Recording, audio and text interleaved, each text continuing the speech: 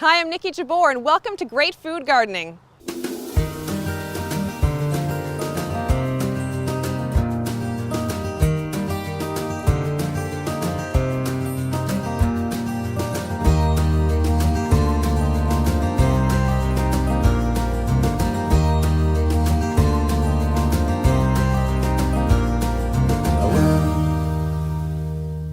On today's show, we'll discover how one city's community garden is yielding far more than great crops. We'll stop in for some shopping at the Hubbards Barn Farmers Market, and we'll get the scoop on this very spirited approach to pears. Plus, we feature a dual-purpose deck with some savvy vertical vegetable planting, and announce our winner in the Family That Gardens Together, Grows Together contest.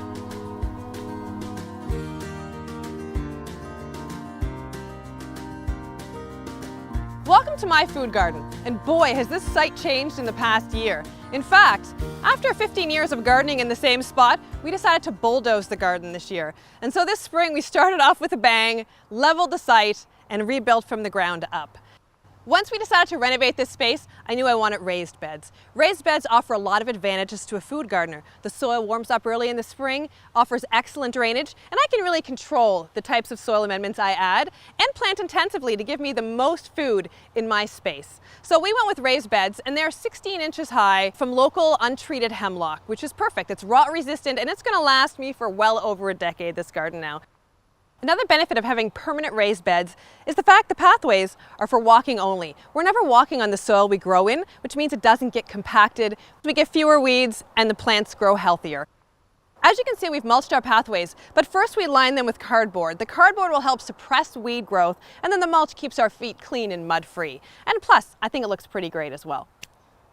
That's not to say I don't have my share of challenges in this spot. There's an electric deer fence around the garden, and there's a good reason for that. We have a lot of deer here in Nova Scotia. As well, you might notice my broccoli is looking a little straggly. Let's blame the groundhogs for that. At first I blamed the deer. I was wrong. I caught the groundhogs red-handed, and so now we have to trap them and relocate.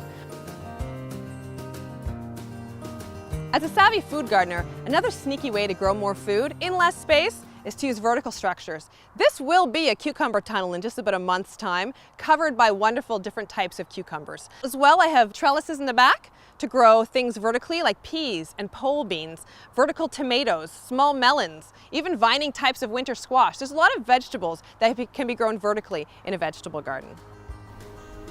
We'll be checking in on how my new garden grows in our upcoming shows, beyond the summer growing season, into the fall, and throughout the winter too. Coming up, we'll head to Halifax, Nova Scotia for a tour of Common Roots Urban Farm. And we'll share some of the sweet shots we received in our Family That Gardens Together, Grows Together contest. Time now to take a trip to the south shore of Nova Scotia, to the Hubbards Barn, where every Saturday from 8 to 12, May through October, their farmers market is in full swing. Each week, over 40 vendors come to sell their bounty, from baked goods and fresh meats, handmade soaps to handcrafted jewelry, from coffee to cupcakes, flowers to fish, and of course the oh-so-fresh fruits and vegetables. The stem colors. They're so beautiful. They're almost too pretty to eat. Almost too pretty to eat. And with all of that to offer, it's no wonder folks come to shop here. Hi there. Hey, how are But beyond the buying, there's a real sense of community. Organic ginger root planted up under the soil, and it grows very easily. In addition to the weekly market, the Hubbards Barn holds everything from fitness classes to workshops, to wonderfully charming weddings. Quite a change from its previous life. And this started out actually as a real cattle barn. It was a working farm here, this property. So this wasn't built for the farmers market? No, it was not. Okay, No, cool. It was a partnership between the Hubbards Barn Association that formed to oversee the property and the Aspetaugan Heritage Trust. Okay, so this used to be an old cattle barn. Yeah. There were cows and bulls behind us.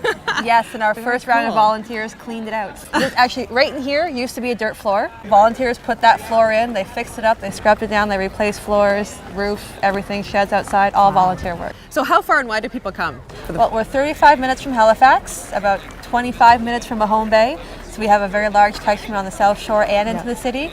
So we get families, we get grandparents with kids. I've seen little ones grow up here in my years here. It's nice to have all the kids running around, and there's a sandbox, there's trails. You can play horseshoes in the back. There's toys out back in the sandbox. Kids come with soccer balls and balls. They go crazy in our backfield. They run around the trails.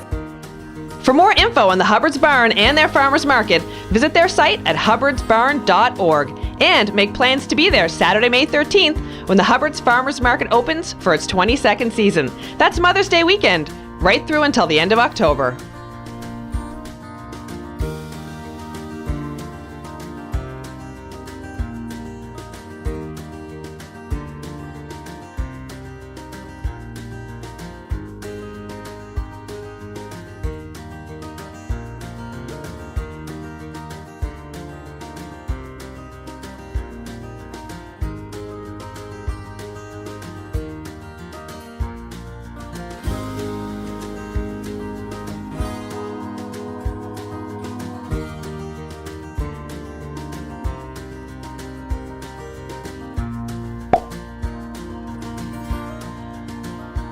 Talk about putting the produce in the product.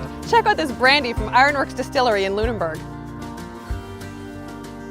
Amazing, right? And believe me, you wouldn't be the first person to wonder, with that small bottle top, how did they get the pear in there? The secret can be revealed every spring when Lynn McKay and Pierre Gouvremont take their Ironworks Distillery team to Boats Farm in Woodville.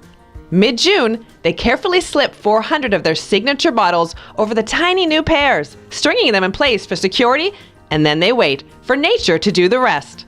By September, they're ready to harvest their bottles, being ever so careful not to break the vessel or bruise the contents. The result? A fully grown pear swimming in their pear eau de vie, which is a brandy made entirely from grinding, fermenting, and distilling Nova Scotia pears. Needless to say, it's very popular with their customers and totally in keeping with Lynn and Pierre's mission of using only all natural ingredients, as fresh and as local as possible in their liqueurs and spirits. Cheers to that! You can find Ironworks at many farmers markets throughout the province, and of course at their historic Ironworks Distillery located in the old port of Lunenburg. They took their name from the 1893 heritage building that they call home, a marine blacksmith shop that once produced ironworks for the shipbuilding trade. And now, their award-winning products are making history of their own. Time to take our first break, but when we return, we'll see what they've got growing on at Common Roots Urban Farm. And you must get a lot of bees and butterflies and pollinating moths and birds here? Yes, so many. We like to think that we own the farm, but actually, let's be honest. Like that little song sparrow, it's actually his farm. Yeah. I believe that, and this must provide some shelter and nesting for them as well, all these beautiful plants. Exactly. Yeah. Yeah, and then I think for the humans, I think that getting to see these beautiful plants at the ends of the beds like provides a bit of a visual anchor for people. Right. And the beauty, like for community gardens and urban farms, like having the beauty is really helpful for people to love the space. This episode of Great Food Gardening is brought to you in part by Halifax Seed Company, North America's oldest continually operating seed company, family-owned, and a market leader in the horticultural and agriculture industry in Atlantic Canada for both wholesale customers and home gardeners. Highly qualified staff, quality products, and stellar service at their Halifax, Nova Scotia and St. John, New Brunswick retail locations, and online at halifaxseed.ca.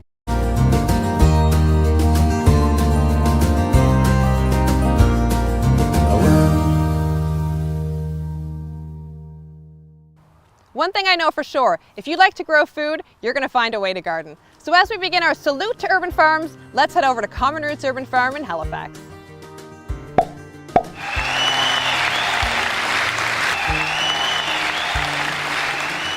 Located right in the heart of the provincial capital and just a block away from historic Citadel Hill, Common Roots Urban Farm has its sights set on a fertile future.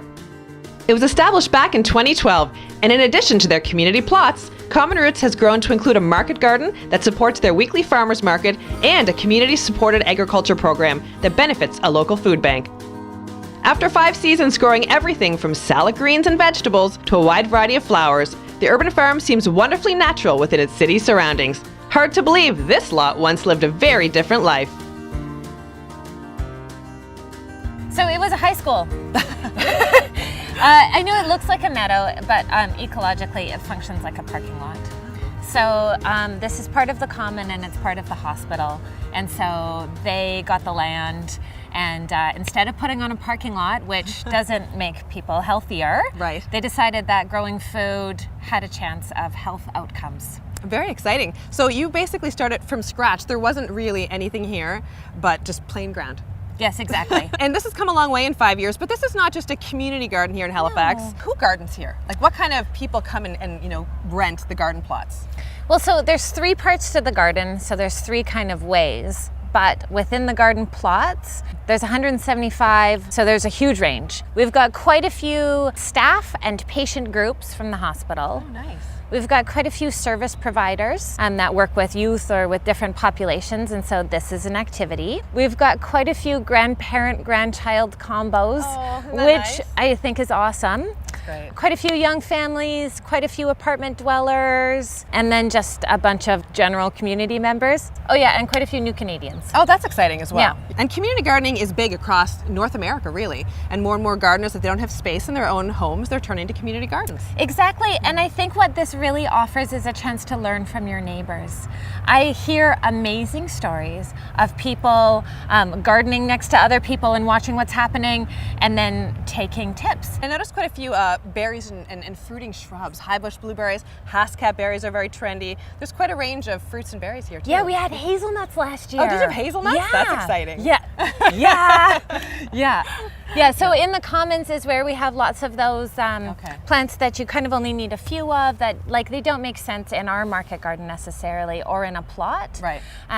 But there's probably 40 high bush blueberries within the commons beds, which is just really nice for people to nibble on. And that's welcome? It's welcome. So as we walk through, you'll see that there's the green stakes, which are the commons, and those are like the steal from here beds. Oh, that's smart. Right? You Because probably need those. often in community gardens, people want to nibble Yes. things, and so we've tried to make some areas where people can. And I've seen that on Facebook, I think, the nibble beds. Yes, exactly. Okay. Yeah. And I've noticed actually there are some weeds that are left in place here in the garden, and I imagine that's for the pollinators. Yes, it's true. Yeah. And then also for education. So we're working on signing all of the plants so that you can look at that and go, oh, that's yellow dock. Okay, excellent. Yeah. That way people will, just further educate themselves on the plants we have in our Exactly. gardens. For event updates and more information on Common Roots Urban Farm, be sure to visit and like their Facebook page at CRU Farm. They've always got something awesome going on, from garden talks and barbecues to kids' activities and more. I'm pretty partial to their Harvest Hootenanny and Pumpkin Smash. I got to host it last year, and I can tell you it was a smashing success.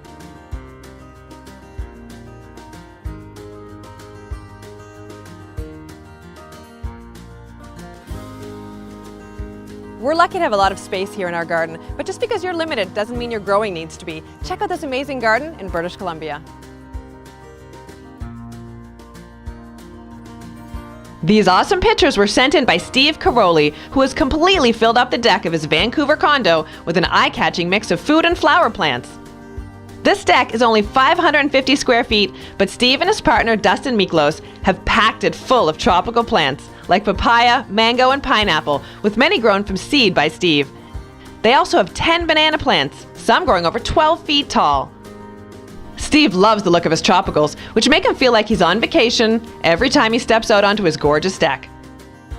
Plenty of thought has gone into the design of his deck garden, with the plants arranged to create layers of texture.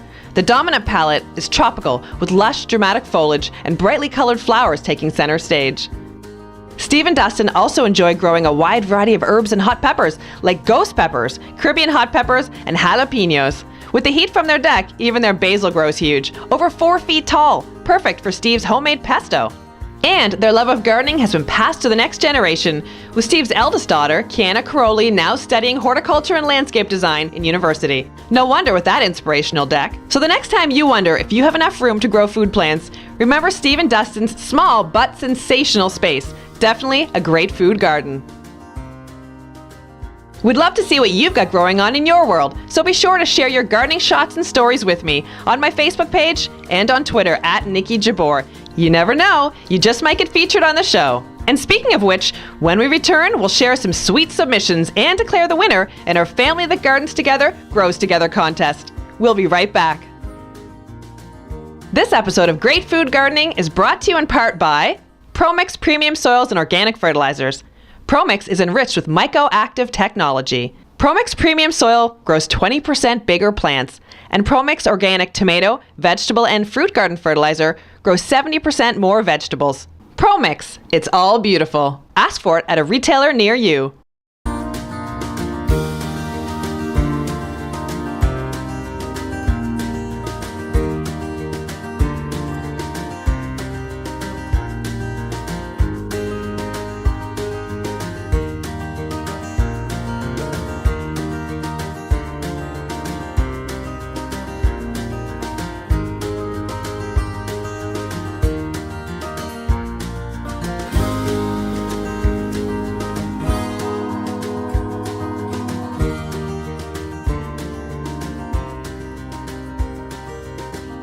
We were so happy to see so many of you are spending time food gardening and making it a family affair. We put the call out and asked for you to share your shots, and you did just that.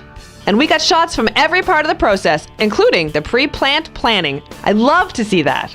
Shearwater, Nova Scotia's Kate Baird and her family took a red solo cup approach to their seedlings. That's 5-year-old Xavier, who's still in his PJs. He was so excited, he apparently put his breakfast on hold. And every day, he still helps with the misting. Laurel Hounslow from Cochrane, Alberta, went the biodegradable bamboo route, filling her colorful pots with herb seeds and red sunflowers, which her granddaughter carefully waters. We saw lots of hard work prepping the ground, so important. Amy Burbridge shared the shot of her daughter Michaela raking, and Irene Antle of Sydney Cape Breton clearly shared her gardening gloves so her granddaughter could get the job done. We saw plenty of teamwork too, from seed to harvest. Sarah Gardner's gang in Hammonds Plains, Nova Scotia shares the load. Emily on soil, Matthew on monitoring, and little Lauren collects the bounty. You just can't beat it. Others chose to go solo, as we discovered from Julie Thompson-Adolph. Apparently when her son Michael turned 10, he asked for a raised bed that would be his and his alone, from seeding to harvest, and just look how happy he is. Love to see families so into gardening. Some, literally. Just look at that beautiful bean teepee. When it came to watching over the garden, everyone took a different approach. Some strolled, some drove by, and some jumped. Jumping beans, get it? And I'm going to hope that Steve and his daughter Emma Biggs climbed up very carefully to keep watch over their rooftop garden in Toronto. That's amazing, guys. And we were happy to see folks protecting themselves from the sun's heat. Talk about safe, Cheryl Bolivar's mom Madeline goes for the hat and a garden umbrella, while Miranda Godfrey's son Aiden shows a tremendous sense of style. To each his own. The best part of this contest was seeing what your gardens grew. Sarah Stewart's family raised everything from carrots and beans to strawberries and sunflowers. Chantal Pelham Edwards' kids, Henry and Helen, well, they don't even leave the garden before they start chomping down on their sweet peas and cucumbers. Little Levi from Midway, New Brunswick is very proud of his impressive tomatillo. And how's that for a bunch of broccoli? No wonder Sam Myers of Mahone Bay, Nova Scotia is smiling. And I was so thrilled to see Nancy Ewing's youngest daughter, Lucy, sharing my enthusiasm for the harvest. That's one colossal carrot. Thanks to everyone who shared their shots. And now, after our random draw from among all of our entrants, we're pleased to announce the winner of our Family That Gardens Together Grows Together contest is Megan Likely of Prince Edward Island. That's her son Eric and daughter Mary there. Megan says they all love gardening and eating fresh veggies, and that's what it's all about. I'll be sending you out a signed copy of my latest book, Groundbreaking Food Gardens. It's got some fun garden plans the whole family can enjoy. Congratulations and thanks again to everyone who shared their shots. And stay tuned for more chances to be a part of the show and win. I'll be posting that news on Twitter and Facebook, so be sure to follow me there for the latest scoop. You can find me on Instagram too. What can I say? I get excited about my vegetables. And speaking of excitement, we've set the cover for my new book. Story Publishing will release Veggie Garden Remix later this year. It has been a huge labor of love and will feature some of my favorite global and unusual vegetables to grow. I'll be sure to let you know when the release date is set and pre-orders can begin. In the meantime, now that the growing season is upon us, I'm happy to report that my weekly radio show on News 95.7 is back on the air starting Sunday, April 23rd from 10 a.m. until noon. I hope you can tune in or listen live on news957.com.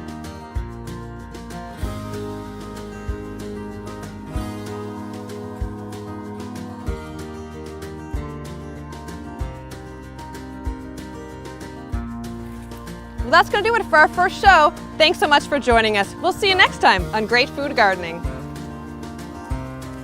So tell me, why do you want 2,000 pounds of pumpkins? Compost. Oh, there you go, instant. Yeah. Perfect. Yeah. So we give all the kids sledgehammers, and then we just get them to smash the pumpkins, and then we mix it with coffee grounds and leaves, and we make a really gourmet compost. Oh, did you say gourd? Did you say gourmet? Gourmet. And how long does it take to go from gourd to compost? Oh, right, that's funny. You just got it. She's gonna steal that from me now. I totally am. That's cool.